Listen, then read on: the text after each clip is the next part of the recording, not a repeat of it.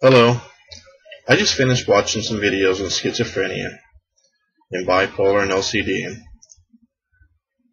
What really tends to stand out the most is the fact that people living with a mental illness or not have a lot in common.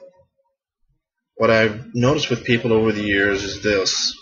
From the time their entire day is broken up into a bunch of little habits.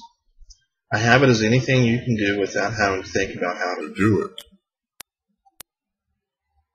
So when your day consists of one, two, or several, or many habits, then you're really allowing your brain and your mind to run free. And there isn't any control to keep these problems, these mental illnesses, in check.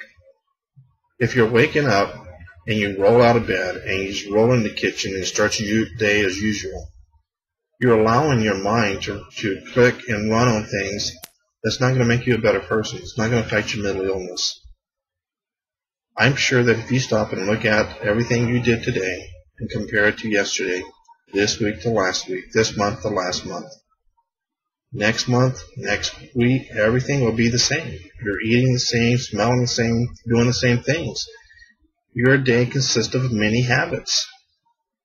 When you break these habits and you start doing new things, new challenges, you're going to be fighting your mental illness. You're going to send in your mind impulses or thoughts. If I start telling myself, because I'm schizophrenic, if I start hearing voices and I get into these voices saying, oh, I heard something, what's that, what's that, oh, I heard something, and I start getting into these voices, my brain's going to go, oh, is that what you want to do? If I start seeing things, and sometimes it happens, but if I start getting into these things that I'm seeing, my brain's going to start creating impulses. You dream at night. You can close your eyes and see things. You can use your imagination and see things. I can see, I can hear, I can watch something move. You have that ability. So your brain's just going to feed your mind what you want, what the brain thinks you want. If you start believing that you can climb a mountain, and you start really spending time reading books and watching videos, and start doing all these different things, you're going to eventually get to the point where your brain's going to start giving you impulses, start giving you thoughts. And when your day's filled with habits, your brain's going to keep giving you thoughts of climbing this mountain, or doing this with that, or this, but it's all going to be related to mountain climbing. You've got to take control of your mind by finding new things to do with your five senses. You cannot keep just waking up in the mornings or in the middle of the night and doing the same thing you did before. You're allowing your mind to just take control of your whole day. And that creates stress.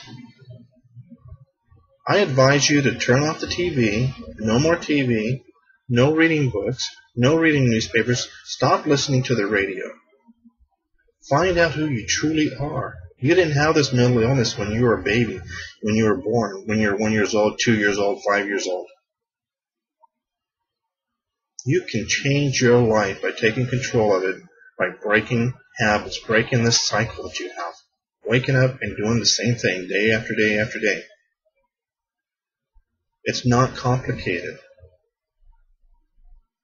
Start taking control of your life.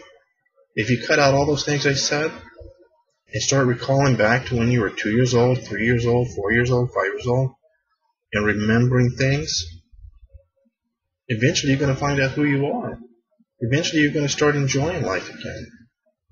But first it starts with waking up and doing something different. Waking up and don't just take the first step and start walking in the direction you need to walk every morning to repeat the same habit you did the day before.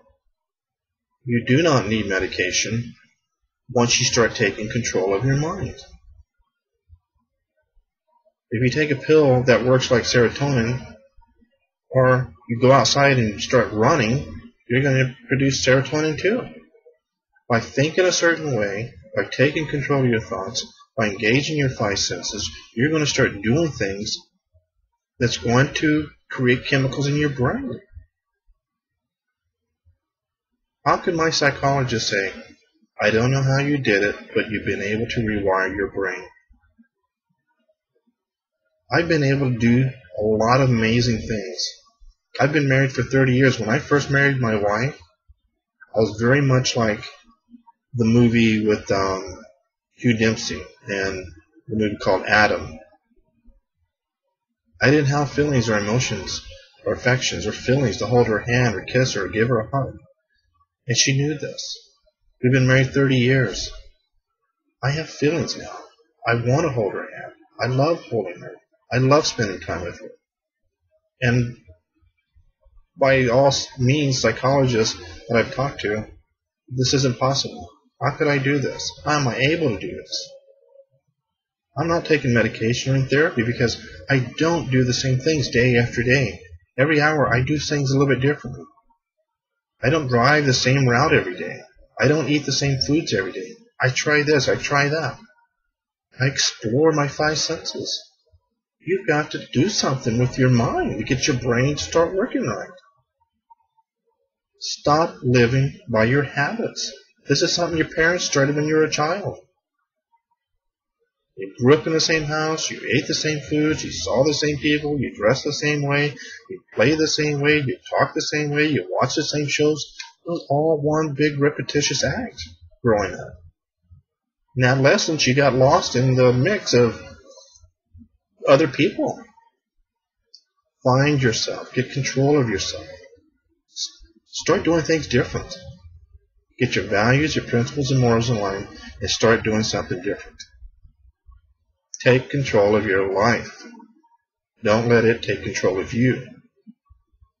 Until next time. Bye.